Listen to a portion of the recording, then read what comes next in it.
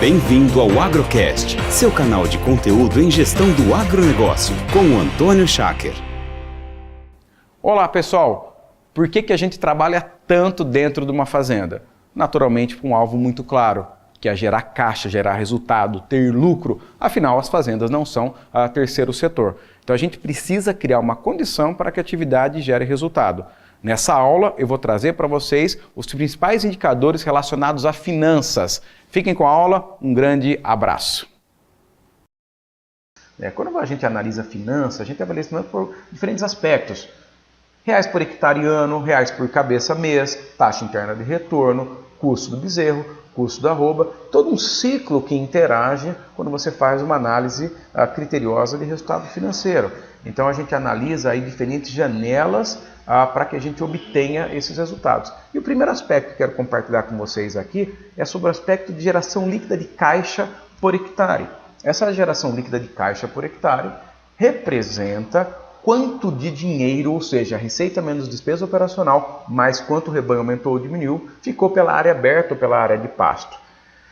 A gente mediu que 18% das propriedades tiveram prejuízo, que 34% ganharam, infelizmente, até R$ 200 por hectare, que 19% ganharam entre R$ 200 e R$ 400 por hectare, e 20% entre 400 e 600, e só 9% ganharam acima de R$ 600 por hectare.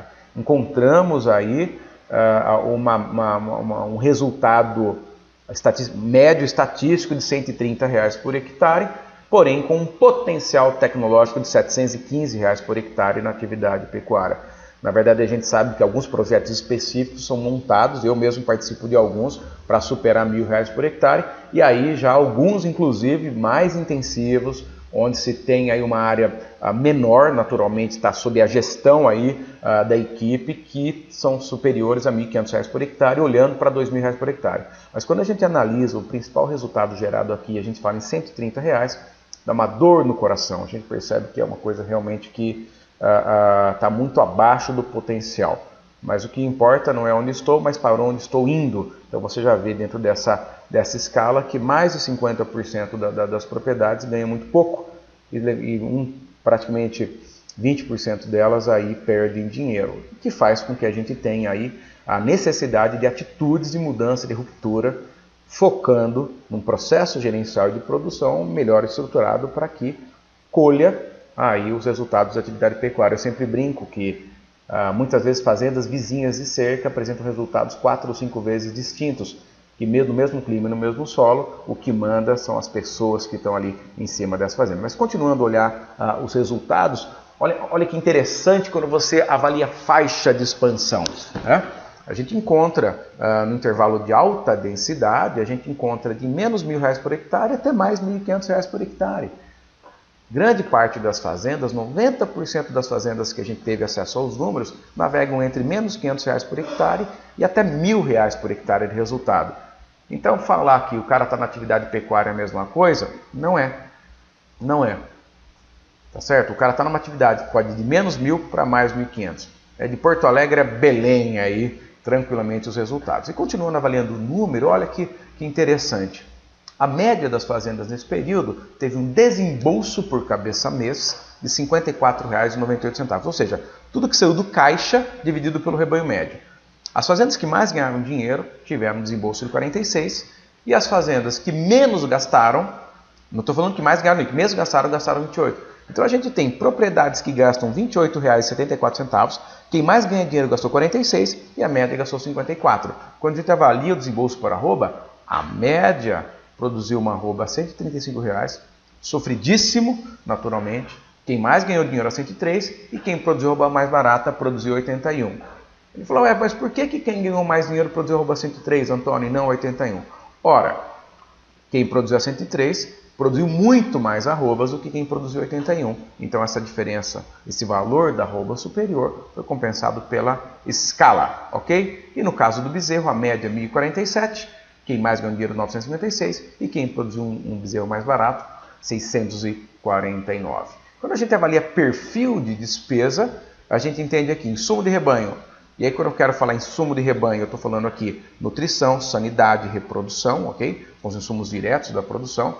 A média gastou R$ 17,00 cabeça mês, os top rentáveis R$ 16,41, uma pequena diferença. Então percebam que interessante, quem ganha mais dinheiro gasta com insumo, um parâmetro equivalente.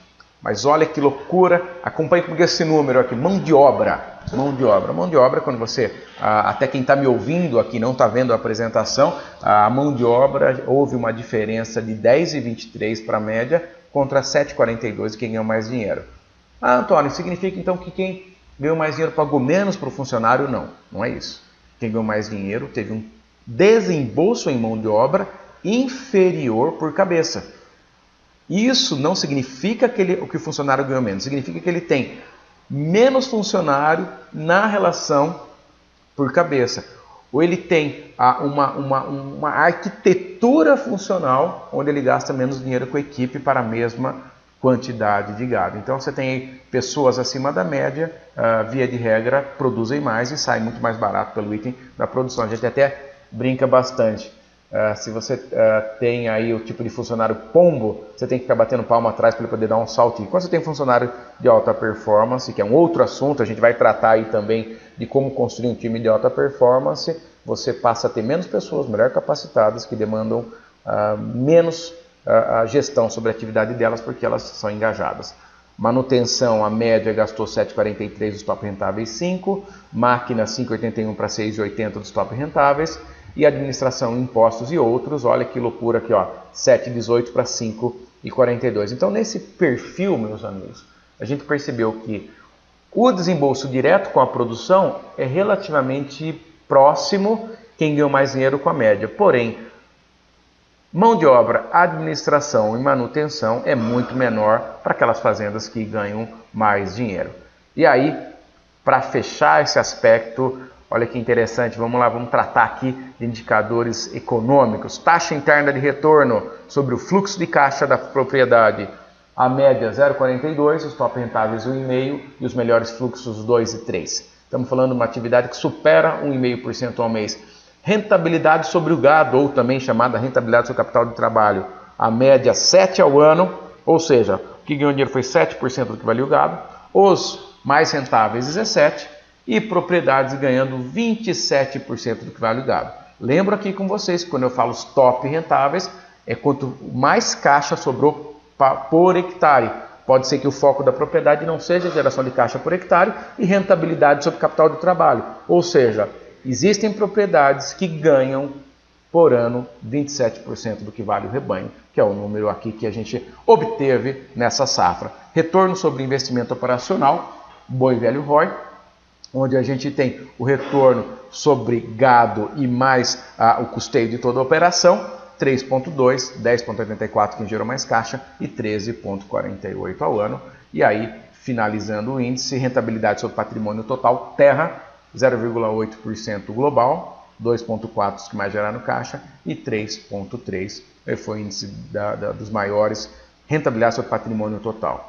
E alguém pode falar, nossa Antônio, mas eu vou trabalhar igual um louco para ter 3% ao ano sobre patrimônio total. Esse é um assunto também bastante longo, mas eu já antecipo. A atividade pecuária gera aí esses 2,5 a 3,3 rentabilidade sobre patrimônio e mais uma valorização média superior a 14,3 ao ano. Certo? Lembrando que todas essas análises a gente tem uma valorização do ativo gado também. Mas esse é um panorama muito claro que nos inspira aonde a atividade pecuária pode chegar.